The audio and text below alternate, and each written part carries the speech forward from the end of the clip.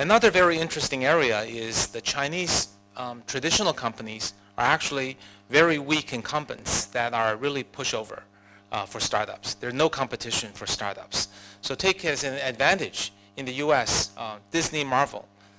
There's no way a startup can really compete with them. If you're, or if you're someone who's come up with the next Ant-Man, right?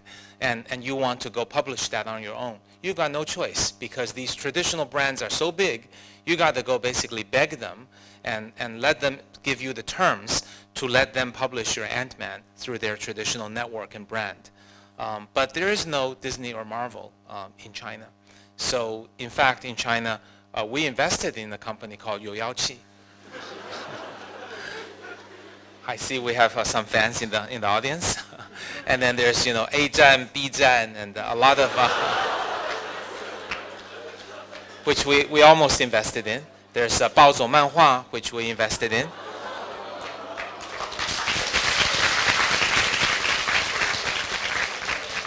Okay, I don't know if I should be proud. That's the first clap of my talk. But we're quite proud of the company, Baozhou Manhua. They do a great job. So these are emerging new brands that are quickly grabbing spaces because there's no Disney and Marvel. So someday one of these companies will become the Disney/Marvel of China. So now if you've got, so seriously, if you really have the Ant-Man equivalent for China, you see a lot of new IP being created and very rapidly monetized in China because there's no Marvel and Disney standing in the way.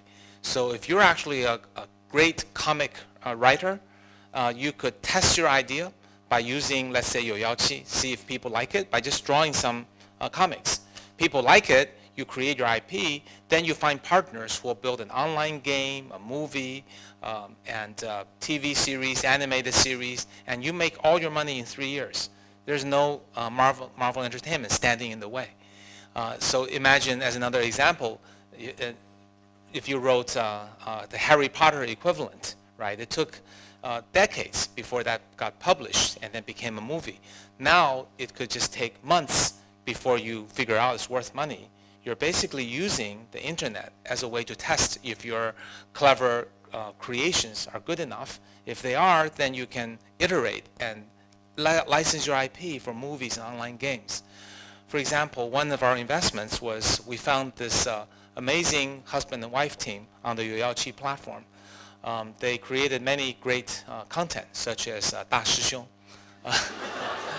And then they moved off to create another wonderful creation called 10万个冷笑话.